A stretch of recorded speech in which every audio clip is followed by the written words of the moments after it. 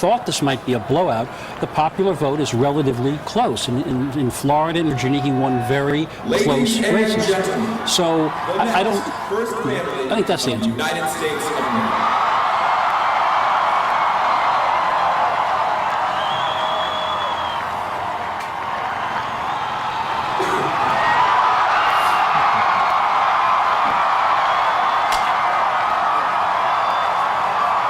And there he is, President-elect Barack Obama, his wife Michelle, and daughters Sasha and Malia. Let's take it in.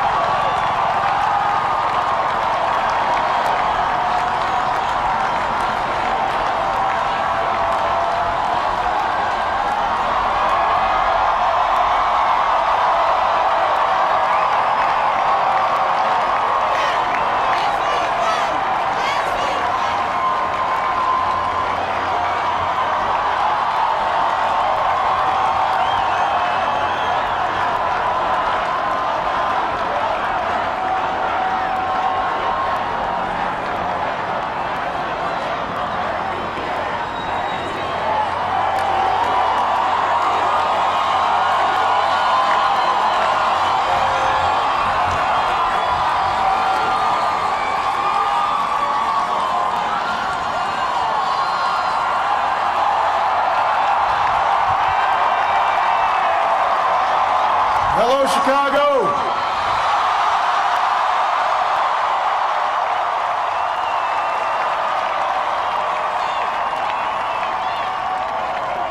If there is anyone out there who still doubts that America is a place where all things are possible, who still wonders if the dream of our founders is alive in our time, who still questions the power of our democracy, tonight is your answer.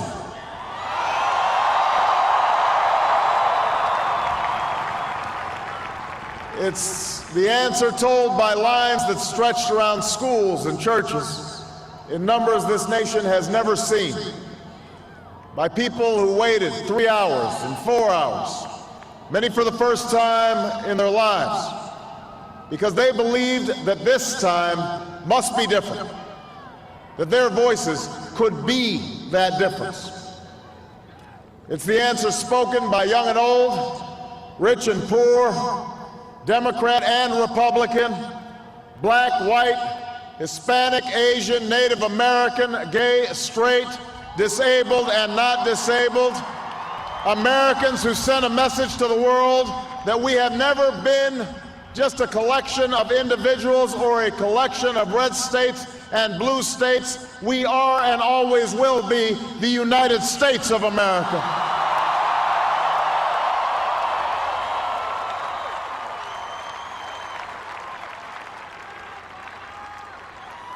It's the answer that led those who've been told for so long by so many to be cynical and fearful and doubtful about what we can achieve, to put their hands on the arc of history and bend it once more toward the hope of a better day.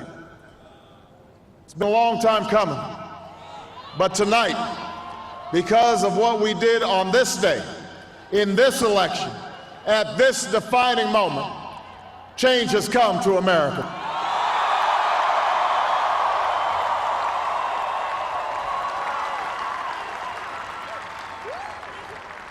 A little bit earlier this evening, I received an extraordinarily gracious call from Senator McCain.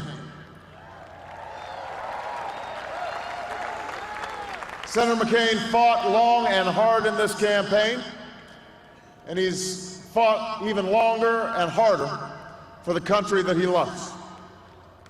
He has endured sacrifices for America that most of us cannot begin to imagine. We are better off for the service rendered by this brave and selfless leader. I congratulate him.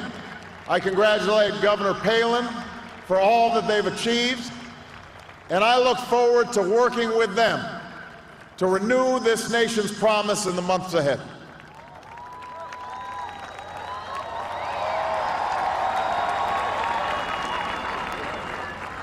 I want to thank my partner in this journey, a man who campaigned from his heart and spoke for the men and women he grew up with on the streets of Scranton and rode with on the train home to Delaware, the Vice President-elect of the United States, Joe Biden.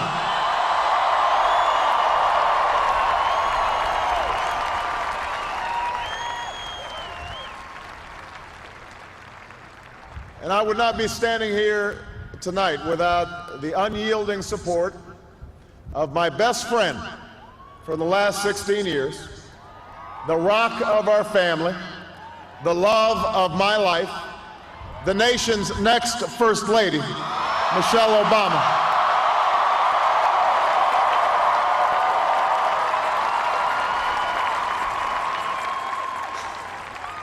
Sasha and Malia, I love you both more than you can imagine, and you have earned the new puppy that's coming with us to the White House.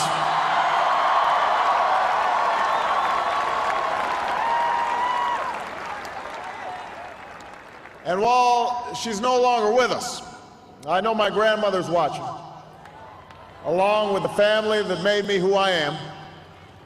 I miss them tonight. I know that my debt to them is beyond measure. To my sister Maya, my sister Alma, all my other brothers and sisters, thank you so much for all the support that you've given me. I'm grateful to them.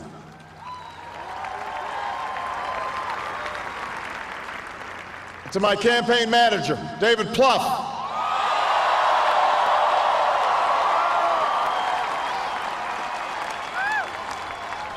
the unsung hero of this campaign, who built the best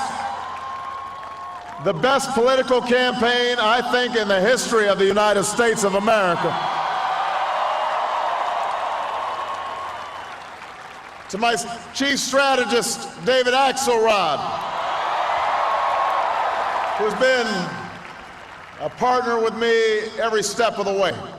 To the best campaign team ever assembled in the history of politics, you made this happen, and I am forever grateful for what you've sacrificed to get it done. But above all, I will never forget who this victory truly belongs to. It belongs to you. It belongs to you. I was never the likeliest candidate for this office. We didn't start with much money or many endorsements. Our campaign was not hatched in the halls of Washington. It began in the backyards of Des Moines, in the living rooms of Concord, in the front porches of Charleston. It was built by working men and women who dug into what little savings they had to give $5 and $10 and $20 to the cause. It grew strength from the young people who rejected the myth of their generation's apathy, who left their homes and their families for jobs that offered little pay and less sleep. It drew strength from the not-so-young people who braved the bitter cold and scorching heat to knock on doors of perfect strangers, and from the millions of Americans who volunteered and organized and proved that more than 2 centuries later, a government of the people, by the people, and for the people has not perished from the earth. This is your victory.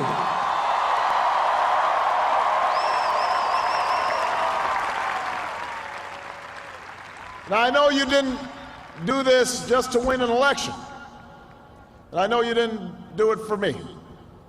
You did it because you understand the enormity of the task that lies ahead. For even as we celebrate tonight, we know the challenges that tomorrow will bring are the greatest of our lifetime. 2 wars, a planet in peril, the worst financial crisis in a century. Even as we stand here tonight, we know there are brave Americans waking up in the deserts of Iraq and the mountains of Afghanistan to risk their lives for us. There are mothers and fathers who will lie awake after their children fall asleep and wonder how they'll make the morning.